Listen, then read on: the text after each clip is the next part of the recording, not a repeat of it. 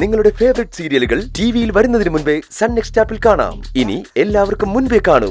ഇപ്പോൾ തന്നെ sun next app download ചെയ്ത് സബ്സ്ക്രൈബ് ചെയ്യൂ. ഇങ്ങനെ സങ്കല്പ ലോകത്ത് അവളെയും കൊണ്ട് ആടിപ്പാടി നടന്നാ മതിയോ?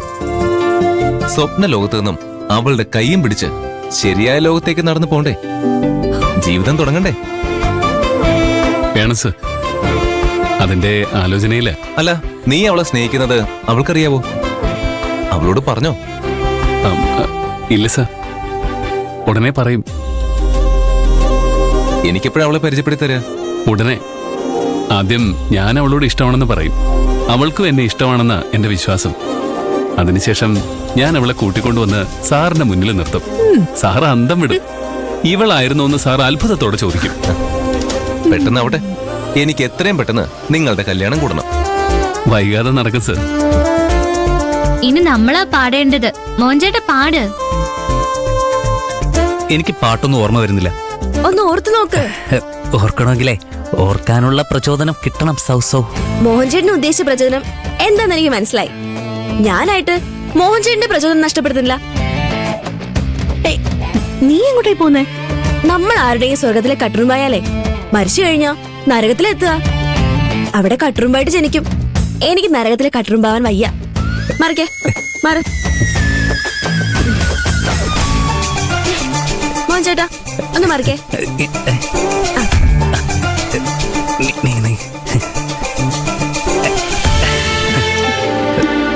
നിനക്ക് ബുദ്ധിയില്ല, അവക്ക് ബുദ്ധിയുണ്ട്.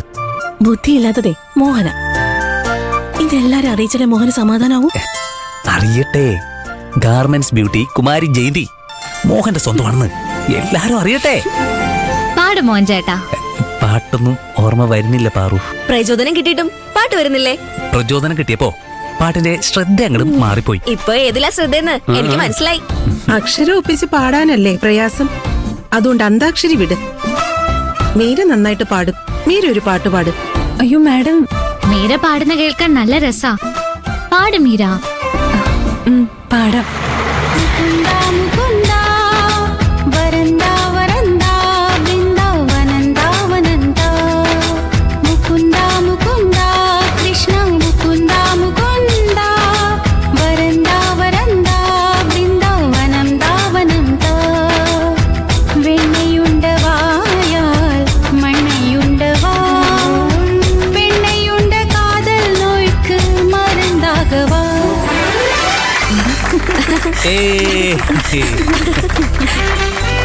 വെറും മീരയല്ല, ഭക്തമീരയാ.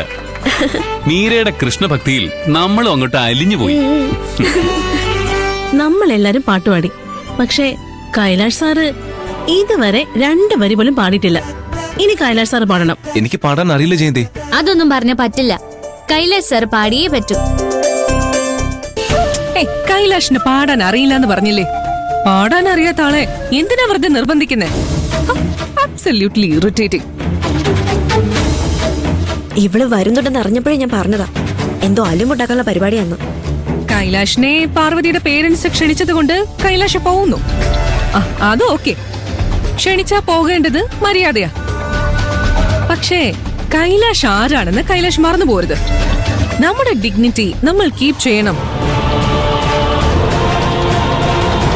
മറ്റുള്ളവർക്ക് ഡിഗ്നിറ്റി ഇല്ലെന്നാണോ മുക്ത പറയുന്നത്? അയ്യോ, മാഡത്തിനെ അല്ല ഞാൻ ഉദ്ദേശിച്ചത്. മുക്ത മേഡം ഉദ്ദേശിച്ചത് ഞങ്ങളെയാ. മുക്ത മേഡം, ഡിഗ്നിറ്റി എന്നത് ബ്രാൻഡഡ് ഡ്രസ്സും മുഖത്തും കയ്യിലും തേച്ചു പിടിപ്പിക്കുന്ന വില കൂടിയ കോസ്മെറ്റിക്സും ആണെങ്കിൽ ഞങ്ങൾക്ക് ഡിഗ്നിറ്റി ഇത്തിരി കുറവാണ്. ഡിഗ്നിറ്റിയുടെ അളവുപോലെ നല്ല പെരുമാറ്റമാണെങ്കിൽ ഈ കൂട്ടത്തിൽ കുറച്ച് ഡിഗ്നിറ്റി ഉള്ളത് മാഡത്തിന്. കൈലാഷ് സാറിനോട് പറഞ്ഞ ഒറ്റ കമന്റിലൂടെ മാഡം അത് തെളിയിച്ചും കഴിഞ്ഞു. ഡിഗ്നിറ്റി എന്താണെന്ന് പ്രിയൻ എന്നെ പഠിപ്പിക്കണ്ട. സ്റ്റോപ്പ് ഇറ്റ് മുക്ത. ഇവരാരും എന്റെ ജോലിക്കാരല്ല, എന്റെ സഹപ്രവർത്തകരാ. അങ്ങനെയാണ് ഞാൻ കാണുന്നത്. അങ്ങനെ കാണാനാ എനിക്കിഷ്ടം. നിനക്ക് കാണാൻ കഴിയുന്നില്ലെങ്കിൽ നീ വരണ്ട. തിരിച്ചു പോന്നോ? വണ്ടി നിർത്താൻ പറയണോ? പറയും മുക്ത, നീ തിരിച്ചു പോന്നോ? നോ. എല്ലാവരും നല്ല സന്തോഷത്തിലായിരുന്നു. അത് നശിപ്പിച്ചു. സാരില്ല, കൈലാഷ് സാറ് പാടിയാല് ആ സന്തോഷം തിരിച്ചു വരും. 2 വരി പോലും സാറ് പാടിയില്ലല്ലോ. പാട് സാർ.